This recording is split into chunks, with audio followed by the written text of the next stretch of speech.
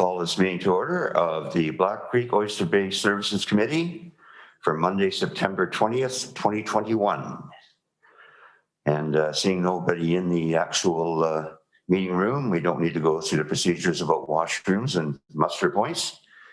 But we will take this time to acknowledge that we are doing our business today on the official unceded territory of the Comox First Nations. Okay, so seeing no delegations, our first order of business is the receipt of the management report. Do I have a mover? Do I have an unmuted mover?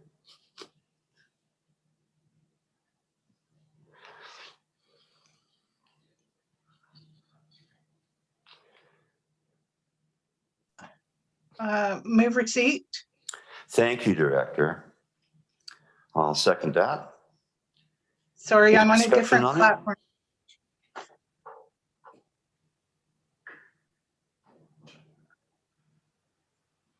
Do we have any comments on the management report?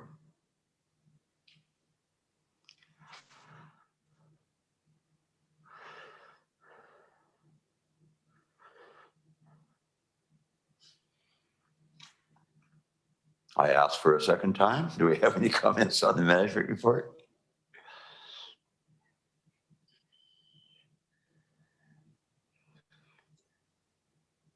Director Lee, are we okay?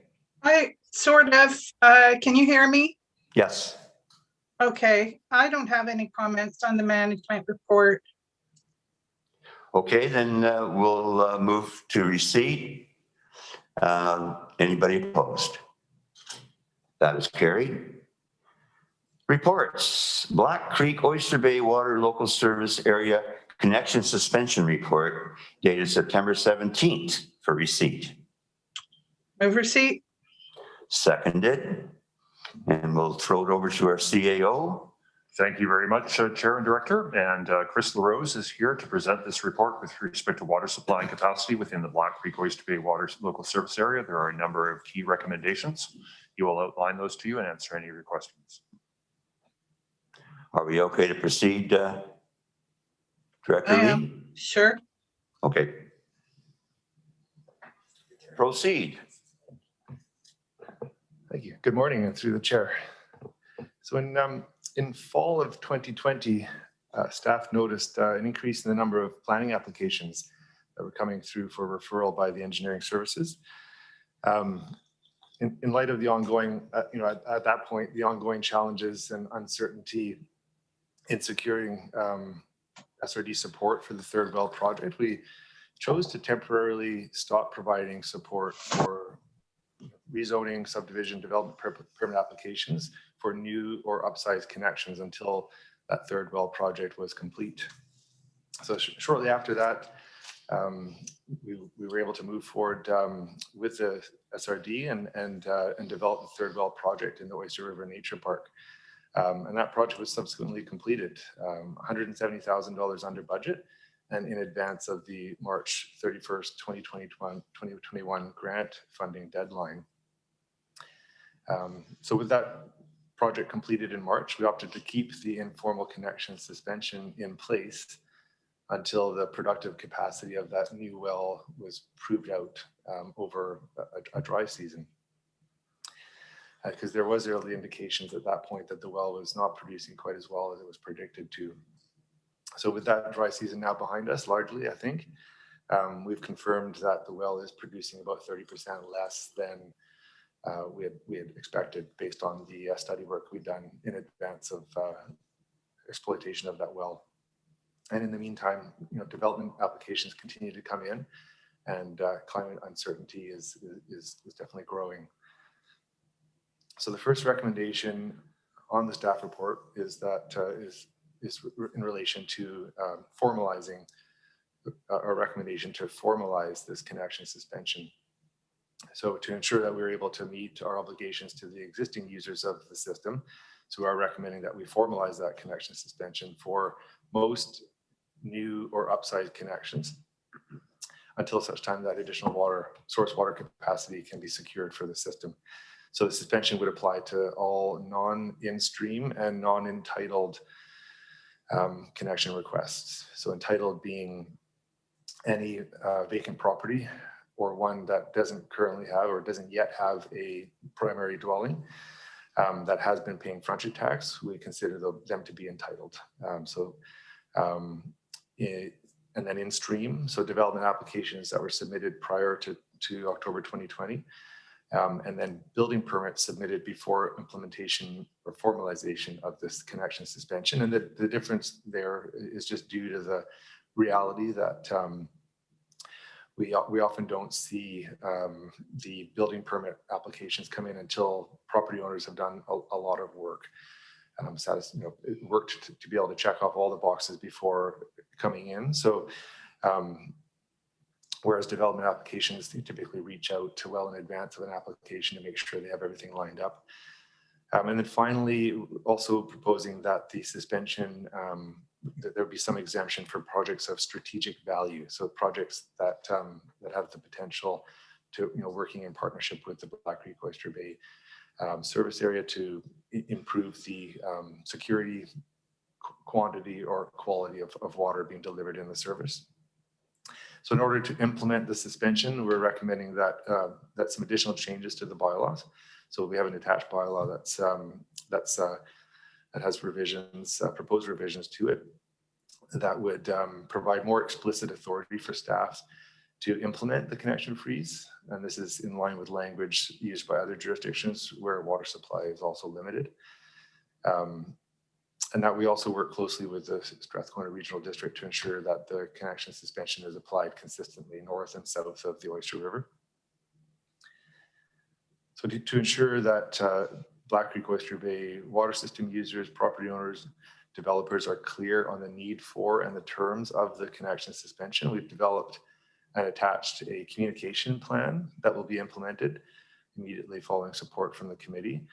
And that would include letters out to every property owner in the service and known developers operating in the area, a press release to ensure the general public is aware of the initiative, outreach through the Chamber of Commerce and industry publications, some updates to our websites, and then a briefing note for the directors, area C and area D directors, as well as CVRD staff to ensure that the messaging is consistent. So the second recommendation, so given the significant impact that this connection suspension will have on homeowners and developers that are invested in this settlement node, a key element of the communications is reassurance that the CVRD is actively seeking additional source water capacity. And so further to this, the second recommendation is that the financial plan be amended to include an additional $100,000 in funding to help fund further groundwater exploratory work, which we've already scoped out. And in additional to that, preliminary design for connecting that new well to the treatment plant, including as well as cost estimates and an implementation schedule, and that work be brought back to the committee in early 2022 for review and approval. So the focus of the exploration will be the land to the north of the Oyster River Nature Park, outside of the zone of influence of the Oyster River, to ensure that any further groundwater sources that are added to the system are not impacting the river ecosystem and will not fall under the provincial surface water licensing, but rather the groundwater.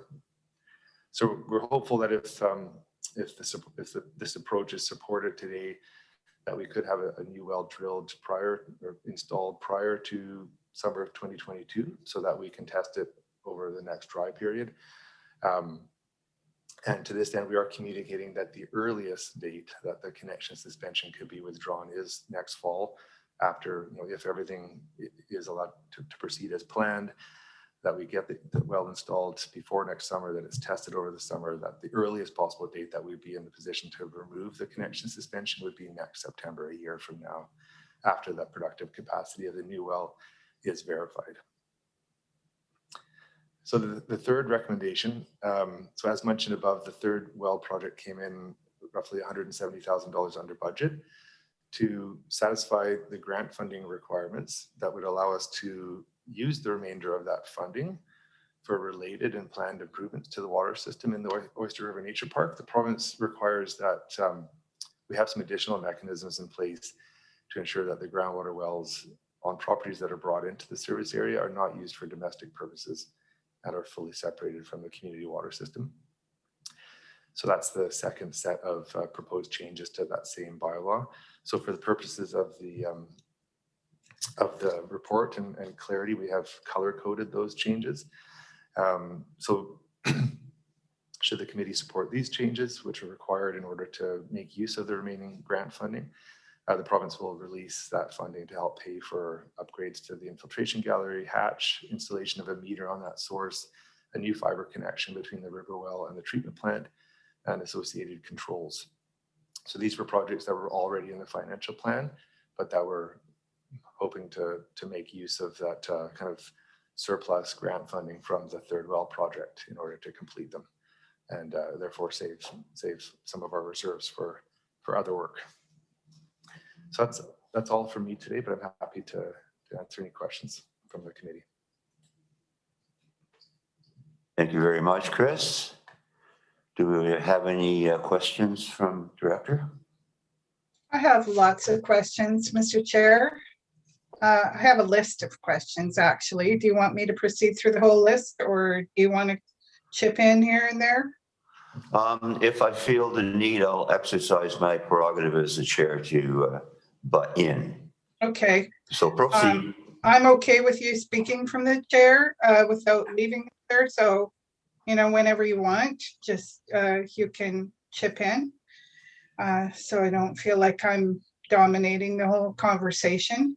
I would like to first say that the province has a licensing program in place which requires groundwater wells to apply for licenses through them.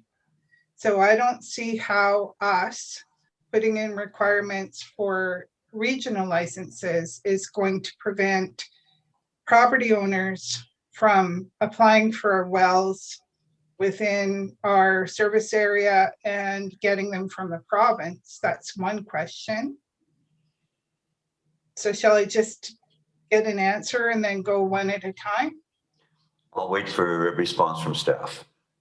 Sure, yeah. So the intention of the changes relating to recommendation 3 are that if a property is applying to be brought into the service, that we have the language in the bylaw that requires us, it provides us the authority to require specific changes and commitments, changes to their infrastructure on site and commitments from the landowner that are specifically targeted or to ensure that that groundwater well will not be used for domestic purposes, and that there's the necessary separations in place to avoid any potential for that groundwater to come in contact with our community water system.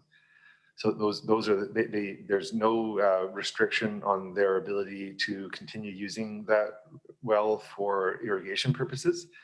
But the key piece there is that it provides us some clear authority to require very clear separation between that pre-existing groundwater well and our community water system. Okay, next question. I don't believe it's appropriate to liaise with the Strathcona Regional District regarding anything to do with Black Creek Oyster Bay water, since Black Creek Oyster Bay water is owned and operated by the Comox Valley, and I'm sitting here as Area D Director, as a representative of the Comox Valley Regional District on the Black Creek Oyster Bay water as an extraterritorial director.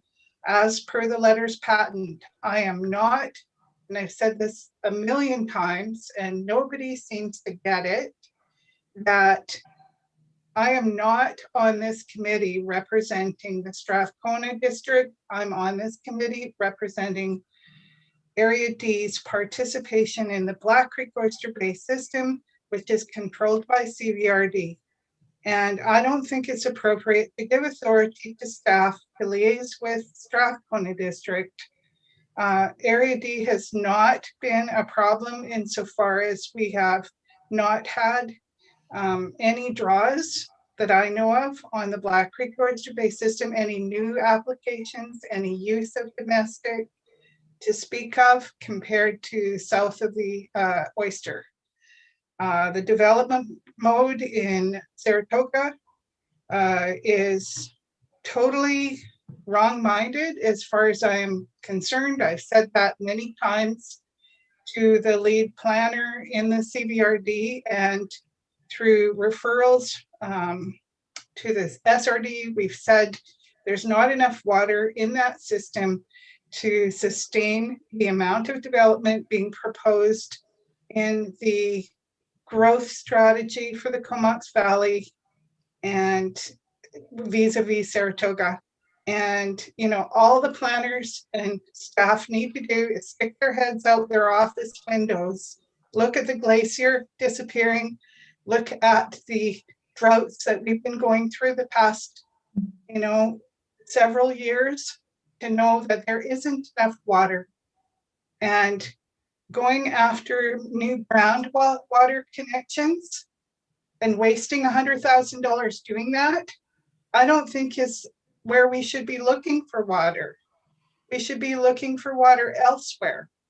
Maybe we can Because, just, Director, maybe we can get a couple of those answers before we go on. okay, Thank you, Chair. And I just wanted to address our communications with the Strathcona Regional District. And the director is right. The decisions regarding the water service are made through the CVRD by this committee, of which Director Lee is a member, and we respect her position on the committee and in the decision-making process.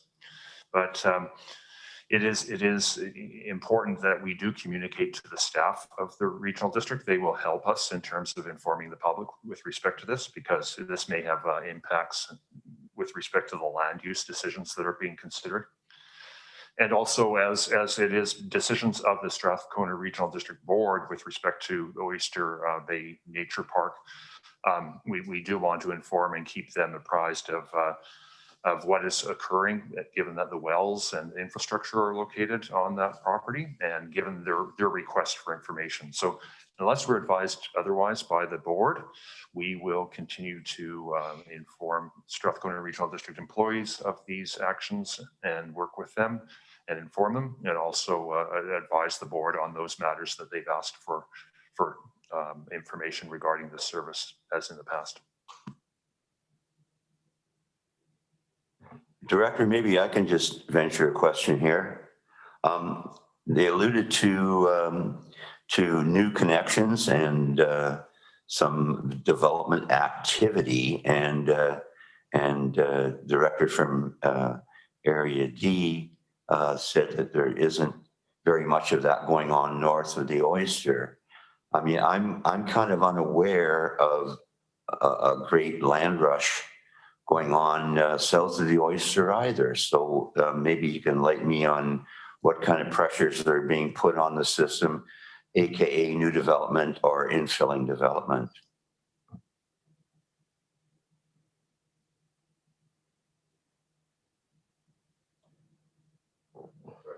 Yeah, no, through the chair. So there are so in the report we've summarized the I guess the development potential in the area. But so those numbers are in the report. But as to what we're seeing, there are certainly a number of developments that are being brought forward or proposed in the area that could significantly add to the number of connections in the service area. So I think that's certainly a reality. There are several developments along Clarkson There's the potential of the Watuco conversion. There are Saratoga Beach Estates, and there are several others as well. So I'd say there are some significant development pressures within the settlement node. Well, if I may just back up to the Watuco and the Saratoga Beach Estates or whatever they're called now, they would be deemed in process, correct? Correct. So they're being factored into the equation here. Yes. Okay, good to know. Thank you. Director Lee, you've got some more questions? Sure. I don't know exactly how many properties and which properties are affected by this.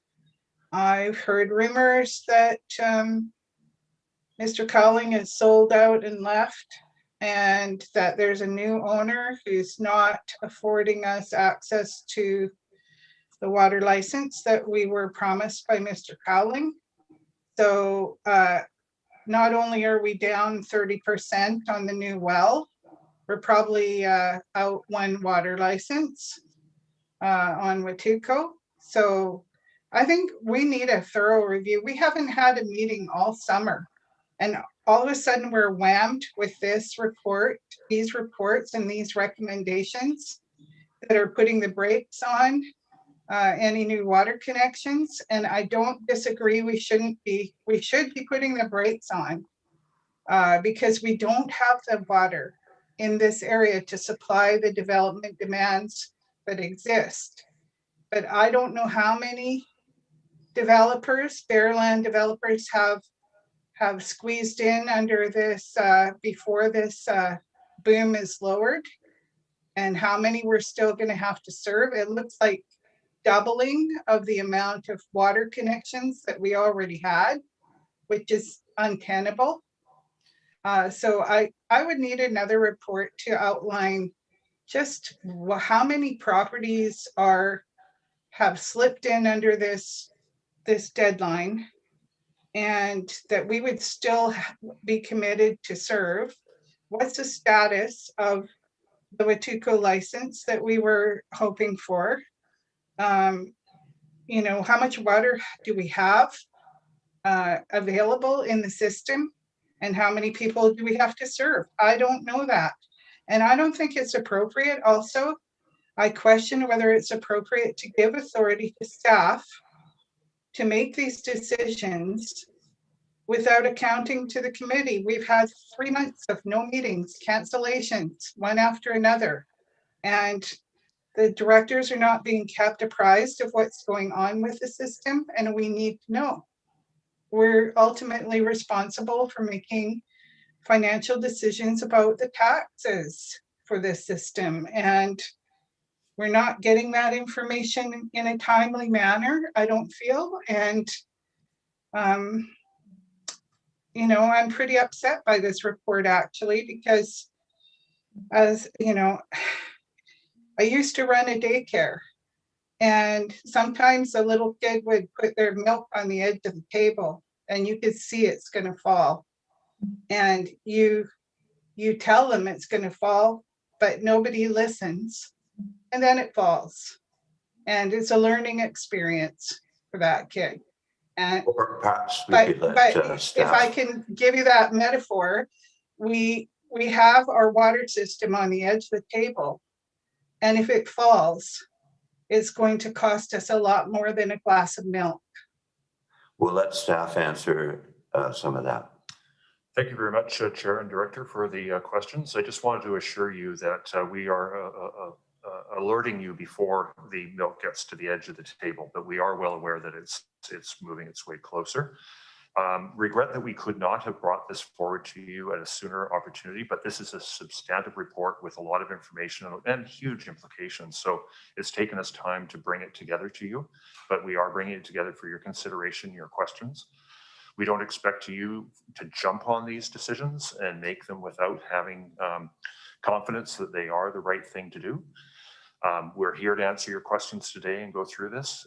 If you need more time, by all means, that's a reasonable thing to ask for a subsequent meeting to consider these matters. But don't feel that we're rushing you in to it, and we are bringing it to you as it is available to keep you informed. And we fully respect that you are the decision makers with respect to the water system. Thank you, Mr. CAO. I'm going to ask a question here as well. We have 1,015 connections, and then a whole litany of can subdivide, new lots that could be developed, and 122 potential secondary suites. So, I mean, this is a little hypothetical, right? So we're looking at what could happen, you know, like worst case scenario. But I'm asking more of a technical question through to staff around, you know, the amount of water we can still save through conservation, because anybody that's old as me remembers the Ida Chong directive that said that all new water or half of the new water connections in the Comox Valley will be obtained through water conservation. Now, we've seen at the Comox Valley level that was pretty well ignored. We still have the biggest city, the biggest municipality, Courtenay, using 40% per capita more than Comox because they don't have meters. Luckily, we have meters up here. And I guess my question is, what kind of capacity would we have for summer demand? When we break it down, how much of that water is used for lawns, shrubs, ornamentals, not necessarily gardens, and how much of it of the people using over 45 cubes a month? Now they're paying more; they're paying $2.06 a cube. But how much potential do we have, at least in the short term, of dialing back the consumption? That's a whole other issue, I know, but I think it's important because when last time I checked, we were talking about, I think, 50% leakage problems in the system. So I know we've done some further work. So I'd like a little bit on that. You know, we treat the world's most valuable potable water, and 18% of it goes into toilets and gets flushed down immediately. So, you know, we're talking about potable water here.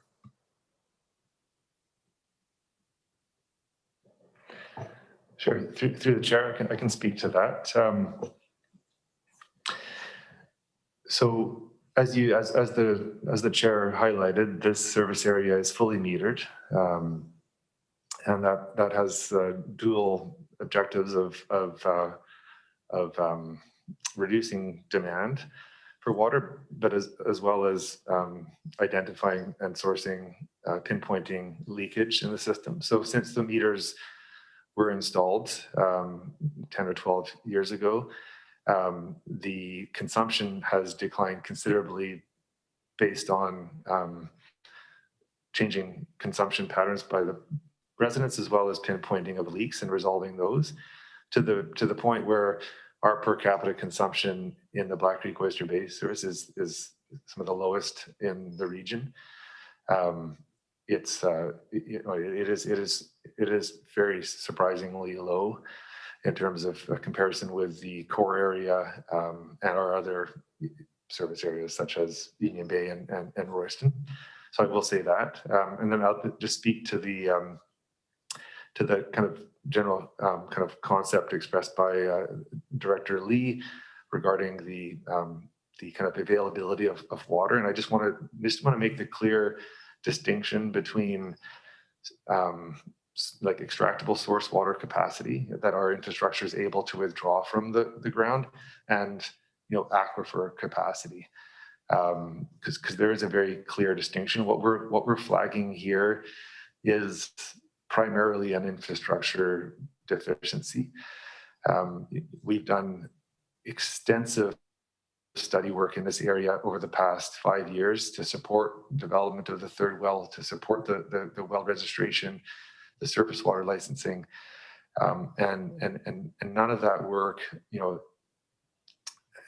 with respect to groundwater has led us to believe that there's not a lot of additional water out there that could be exploited for the purposes of this service area. So that's why I highlighted the focus of the proposed exploration is to move far enough away from the river that we're not talking about withdrawing any flow from that river, which is definitely, without doubt, vulnerable at this point, particularly during the late dry seasons. So what we're proposing to do is extract groundwater from the unconfined aquifer to the north of the river, which is far enough away from the river that it does not rob any water. That water is on its way to the foreshore and out into the ocean. It has a very large capture area upstream. None of in monitoring the level of our groundwater wells over the last several years, while there was a lot of anecdotal reporting about falling groundwater levels. That's not something that we observed in our own groundwater wells in Oyster River Nature Park. So I just wanted to highlight that distinction and make it clear that what we're drawing attention to here is an infrastructure deficiency. It's not a concern about the availability of groundwater in that area. Director Lee, any further questions? Well, but in the report, it said that the third well is 30% less production than expected. Seems pretty obvious to me that anyone with two eyes could see that Black Creek Oyster Bay has been dramatically impacted. And that's the aquifer I'm talking about, by several years of summer drought. And why are we doing these big water giveaways at Saratoga Speedway and Pacific Playgrounds for summertime recreational use? Why is it even being considered? What's wrong with CBRD planning that they would consider proposing development nodes, growth nodes? Do they even consult on the sustainability of their zoning and growth proposals?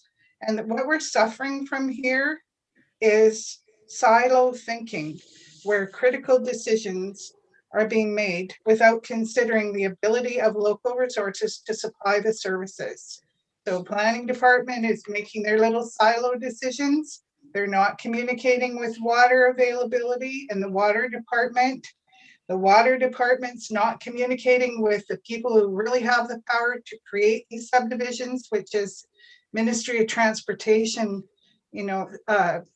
subdivision approval authority. So there's three different silos that aren't communicating with each other. And that's going to cause a problem for people who think that they can build in this area and get water services ad infinitum. It's not an infinite supply. It is a scarce supply that's disappearing on us because the glaciers are disappearing. We don't have consistent water supply in the aquifer. We shouldn't be spending $100,000 to go look around that aquifer any further. There's already another entity that has a straw in that puddle, and we don't know what they're going to be using it for, which brings me to ask also what it meant in the report about locking down the ability for a private property owner to use wells for non-domestic purposes. What does that mean in reality? What's going on with that? Okay, let's address that. Mr. Chair, I would like to go back to some of the previous comments with respect to the land use decisions that are made within this area, and to assure you and Director Lee that, in fact, Comox Valley Regional District has in place a regional growth strategy. The regional growth strategy is what determined that this would be a growth node and the extent to which it could be developed in the future, but not without proper resources. So it will be limited on the capacity of water and our ability to provide water. But I just want to assure you, the regional growth strategy is adopted with consultation with the Strathcona Regional District as well as our neighboring regional district. It cannot be adopted without consultation. And as mentioned before, we continue to consult with your planning staff with respect to the decisions that are made. And thirdly, I want to assure you that the planning department and the engineering department are walking hand in hand down the trail or down the path of these recommendations. It is something that they are working on collaboratively. I might just add that when we did the regional growth strategy and the sustainability strategy before that, that there was an awful lot of consultation. I remember sitting on little hardback chairs in gymnasiums from Union Bay to Black Creek and Lazo to Cumberland. So yeah, there was a lot of input into that. But as you alluded to, Director Lee, we're living in a changing environment and people's minds are not the same as they used to be. One thing though, if I can get this clarified, you alluded to the Watuco system and the Saratoga Beach Estates application as being one and the same. And of course, they're not. They're different companies, different owners.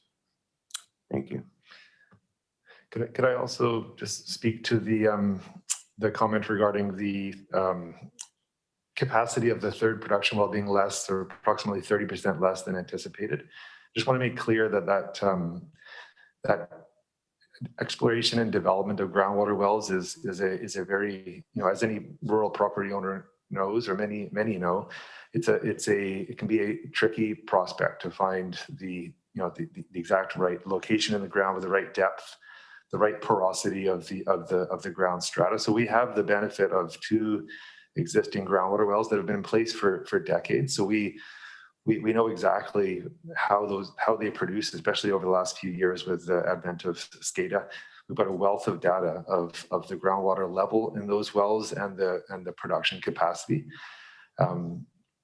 So the reason that this well is producing 30% less than expected is not because has been a drop in groundwater in that area. It's because it just so happens that the well was put in a location, despite the exploration that was done in advance, where the porosity of that rock is not proved to be as conductive to groundwater as hoped. So I just want to make sure that that's clear. It's not that the groundwater in that area is 30% lower or less than anticipated. It's more to do with the porosity, the particle size of the sand and the rock at that specific location. Thank you very much, Chris. If you looked at the Oyster River 2 weeks ago, you would see that it was down to a trickle and the fish wouldn't be able to get up that creek. It turned into a creek rather than a river almost at the mouth. And I know that the river is connected to the aquifer. And I know that if the river's in trouble, the aquifer is in trouble. And we spent $187,000 on engineering to tell us that well was going to produce. And if it's not producing, if it's only producing 70%, we spent a lot of money on that in engineering. So I really am getting nervous about hearing, I don't know, things that sound to me that need more exploration to prove out, because I do think that aquifer is suffering and I do think we have limited supply. And I think, telling developers that, we're turning off the taps for new development, that's the right thing to do. Beyond that, we directors need a lot more information on what are we going to do to rectify the situation so that we do find new water sources, not necessarily connected to that aquifer. I'm not in favor of spending $100,000 of taxpayers, Black Creek Oyster Bay Fund money from our taxpayers to go look for new water sources for new development that most of the people don't even want. So we need to figure out what we're doing here. And beyond saying that I agree with putting the brakes on now, I don't like any of these recommendations. I won't be moving them because I don't I don't know that they're the answers to what questions I've presented. I don't think they give any answers. I mean, the only people benefiting from our growth node strategy have been their land developers who, they leave town before the buyers of these properties realize that there's not enough water. And I'm not playing this game. I don't want to play this game. So, I want to protect the existing Black Creek Oyster Bay property owners, that they'll have a sustainable water supply well into the future. And I don't want the glass to fall off the table. Any comment from staff? Okay.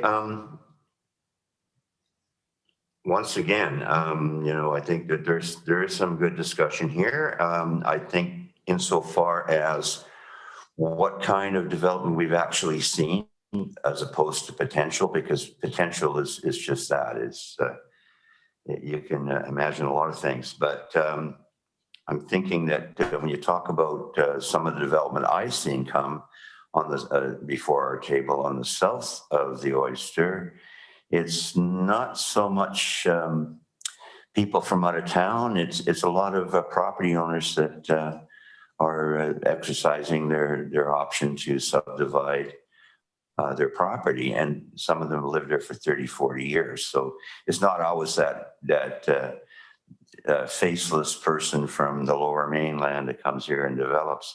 But there's some good stuff there, Director Lee.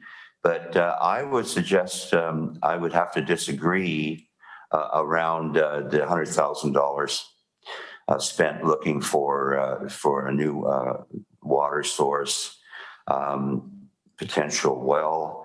I think that's a little bit of low-hanging fruit, because we know there's a big aquifer there that's many times larger than the river itself. And if the actual water level isn't going down, then that says quite clearly that the water is still flowing through to the foreshore. But my question to staff is that we came in under budget on the third well. Does that give us the $100,000 that we can put towards looking for a new well? And perhaps what we need to do is talk to some of the older Black Creek farmers, and they can get maybe a willow stick out of their backyard and do a little bit of witching, and find out where the water is, rather than all this high tech ground penetrating radar. Just a joke, folks. Just a joke.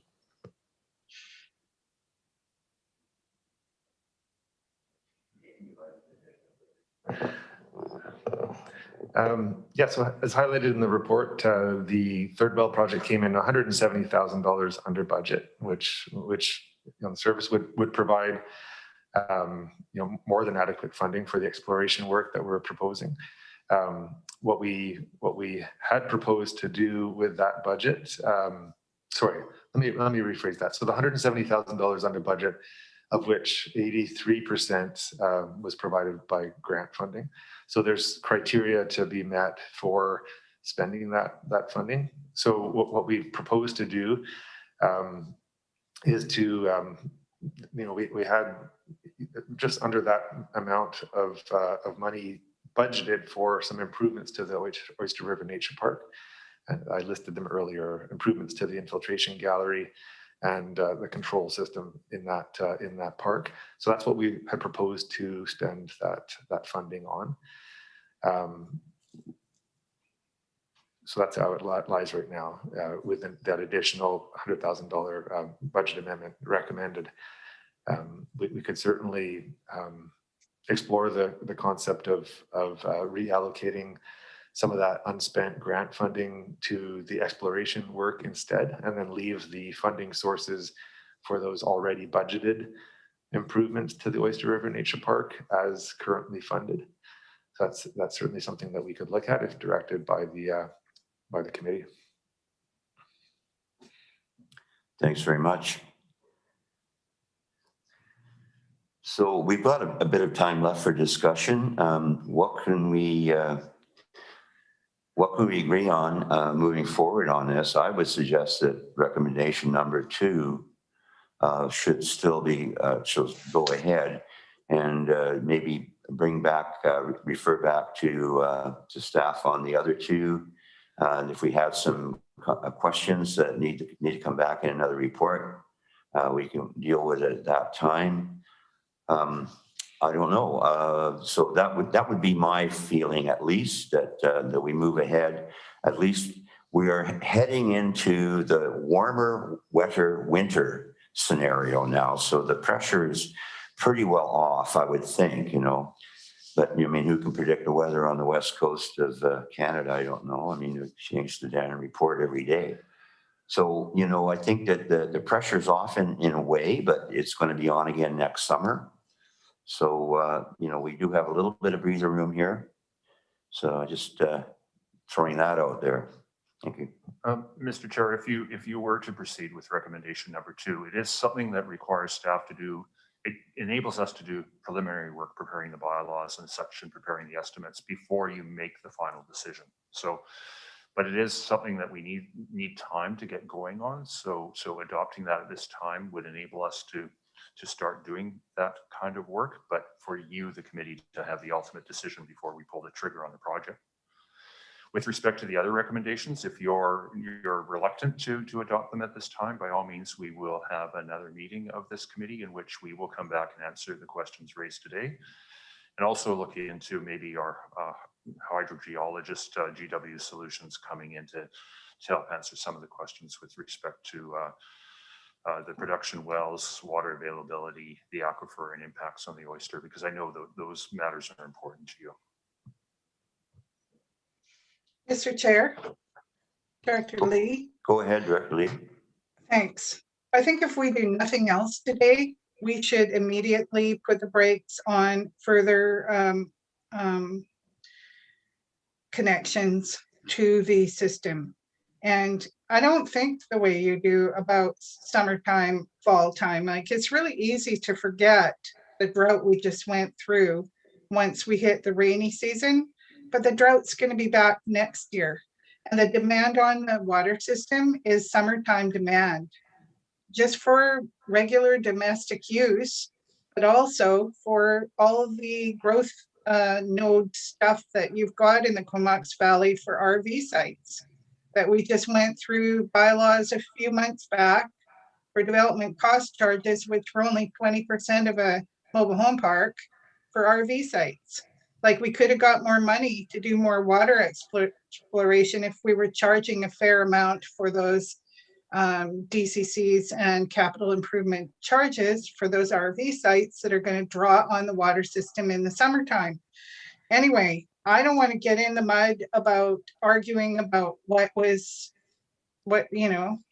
already happened. I think we just need to put the brakes on any further connections to this system until we figure out the status of the aquifer and or a new water source. So I think recommendation number 1 is mostly appropriate. So I'll move that. Well, of course, we're still on receipt, so we're just discussing it Okay, on receipt. once you vote on receipt, I'll make that motion to move to recommendation number 1. So on receipt. Okay, then I will be moving recommendation 2 because I think it's important that we at least start looking at this point while we've got the funds and the time to do it. My question on recommendation 1, though, is are we open to any illegal? I know I read the legal report, but it seems to me that there might be some pushback from some of the property owners up there that are hoping to build a secondary suite, or so they can accommodate their returning daughter and 3 kids or whatever. So I mean, there could be some humanitarian reasons there, where if we have cold hard rules that we have to consider the some of the ramifications of our decision, some of the unforeseen consequences that always exist when you do a bylaw change. Thanks. Yeah, through the chair. So we believe that the existing bylaw, likely provides us the authority to say no, and as we have been, but we would very much like the added, explicit language that's being proposed in the bylaw revisions here to provide us that strength and that explicit authority to do so. So I think that, in other words, the proposed changes that are in front of you are geared to addressing that potential risk, Chair. So if I may, in other words, there is some flexibility built into the language. Into the proposed language or the existing? Recommendation 1. Yeah, so recommendation 1, second part of recommendation 1 is to amend our bylaw to prove additional authority and flexibility. So, that's what I'm trying to define.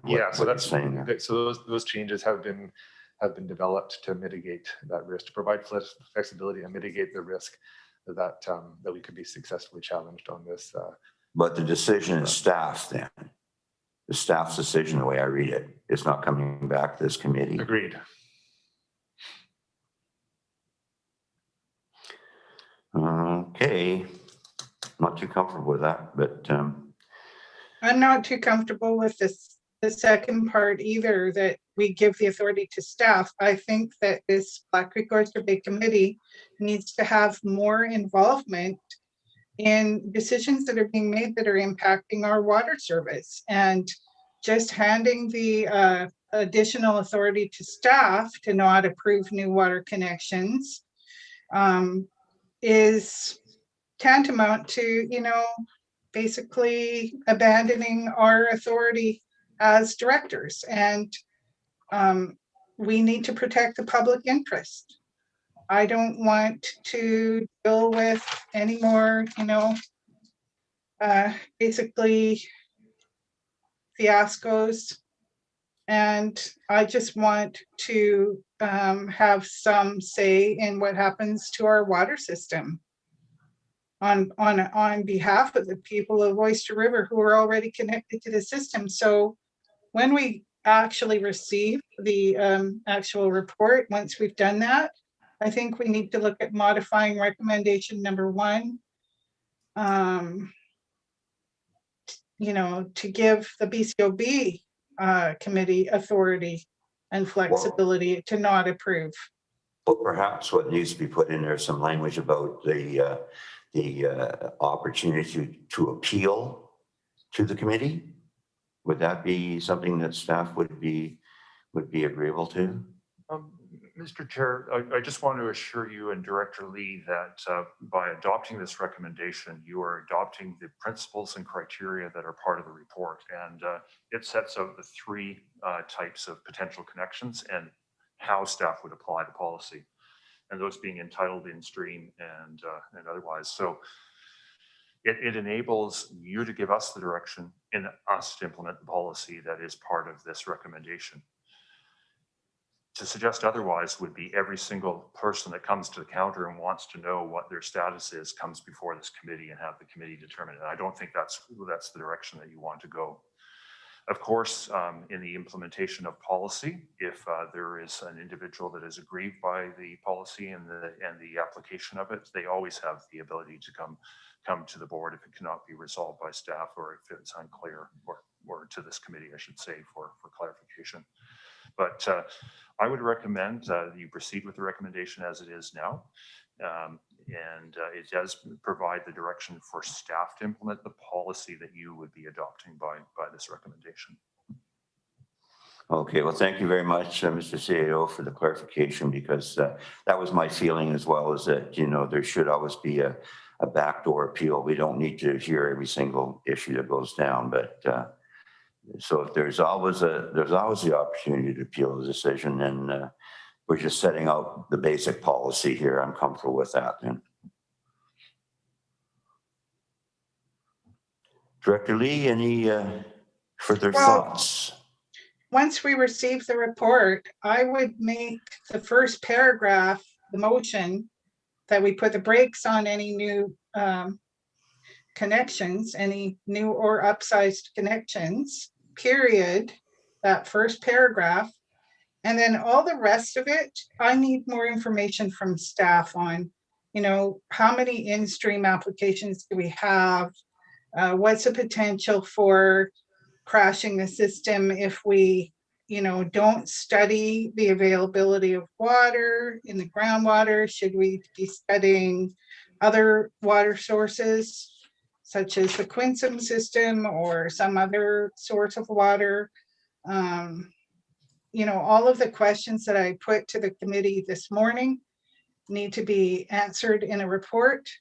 And, so I would go so far as to say that until we get those reports, that we should only approve the first paragraph of recommendation 1 and get more information to proceed with the rest, all of the rest of this report. There's so much that, I've got pages of questions here, and there's so much that I don't know that's happened with, with TUBCO and various things that I can't jump in and just abdicate my authority to staff for making decisions about who gets water and who doesn't. I want to know how many applications this would apply to exactly, and what we're going to do about it. And I need a plan. I don't want any more speculation or guessing about what's going to happen. Strathcona did get a referral from the Comox Valley Regional District Planning on the growth node, and we wrote back and said we didn't approve of the growth node because there's a lack of water. And that's what Strathcona said. So consulting someone is not the same as listening to them, and following what you're hearing. And I think there's a real disconnect amongst the agencies responsible for the demands on our water supply. I think that there's too much silo thinking, and we need to work together to make sure that MOTI, Subdivision Approving Authority, knows that we don't have enough potable water down there, and that planning knows in the Comox Valley, and that we study it and have a little more confidence in what we are proposing for the public. And my ultimate concern is not the developers. I couldn't care less about them.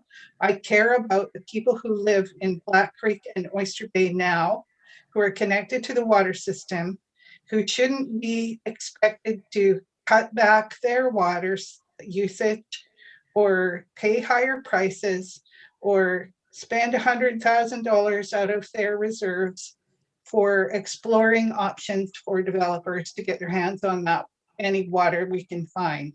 I want to protect the people who live here now, and I'm not concerned about how the potential developers react.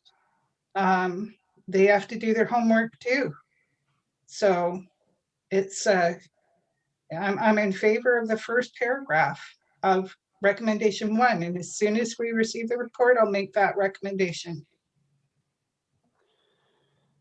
Thank you, Director, and let me assure you that our interests are definitely with the users, the present users of the water system.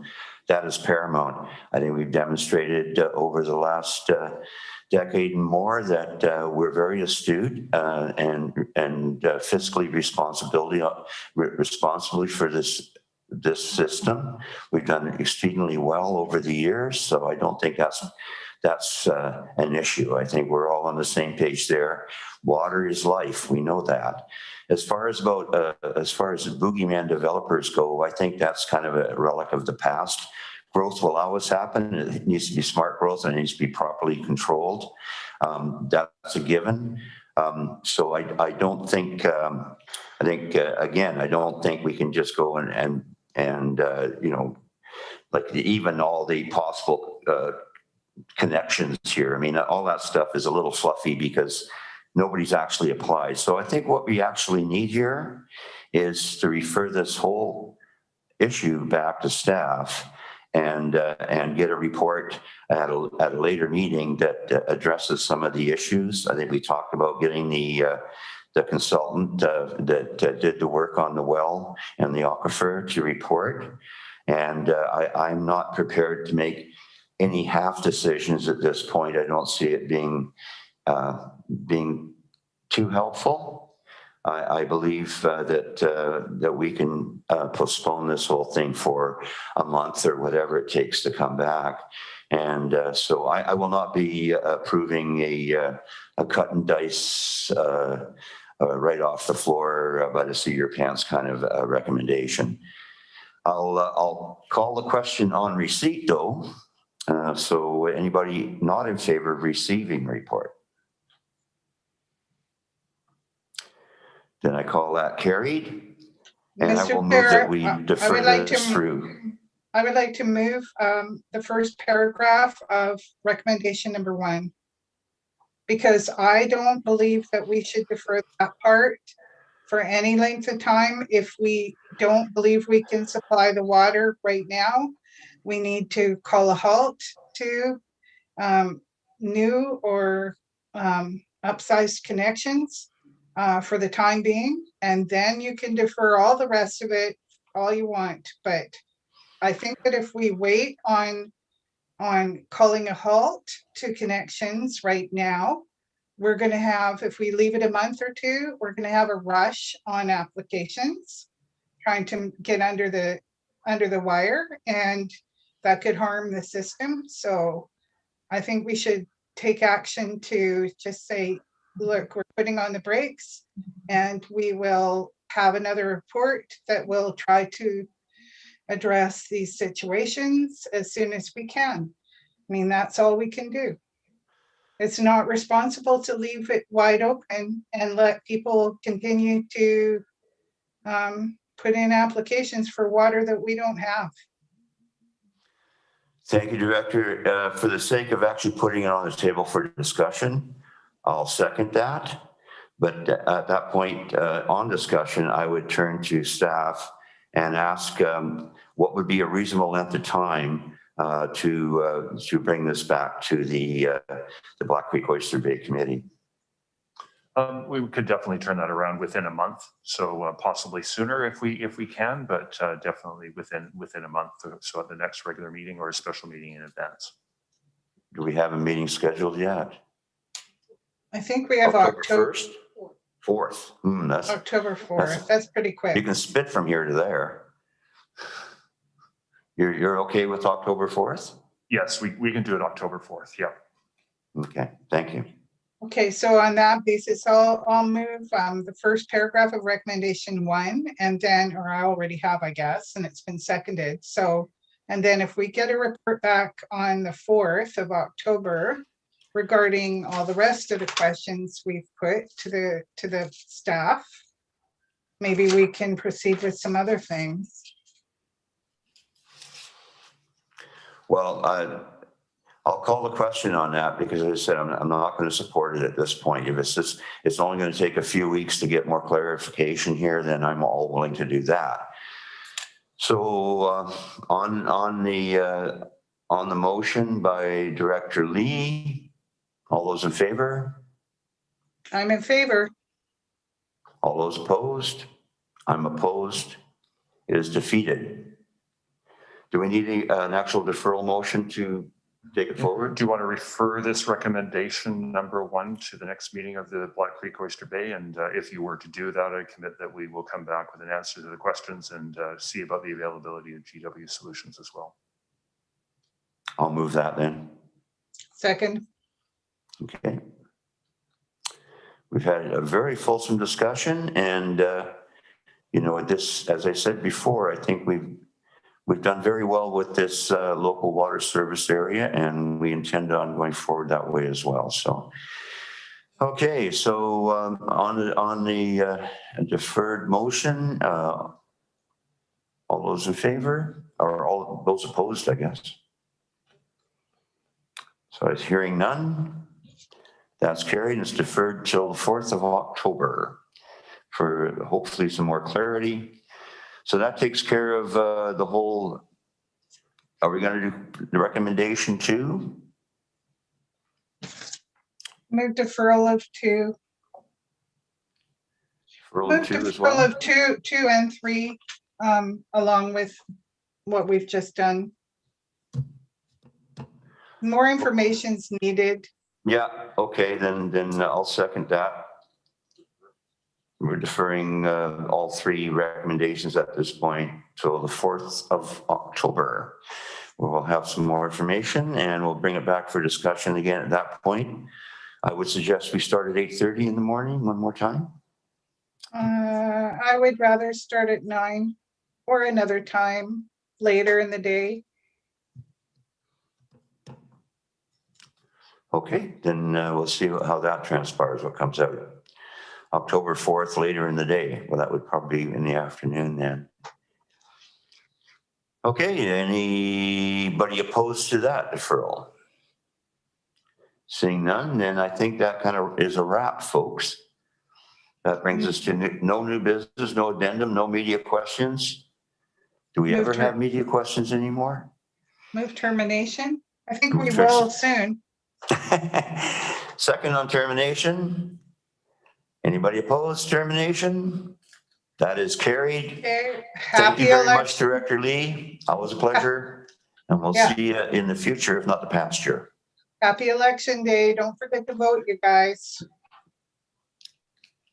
I already did. Well, girls can call girls guys, but guys can't call girls. I don't know. Anyway, bye-bye. See you.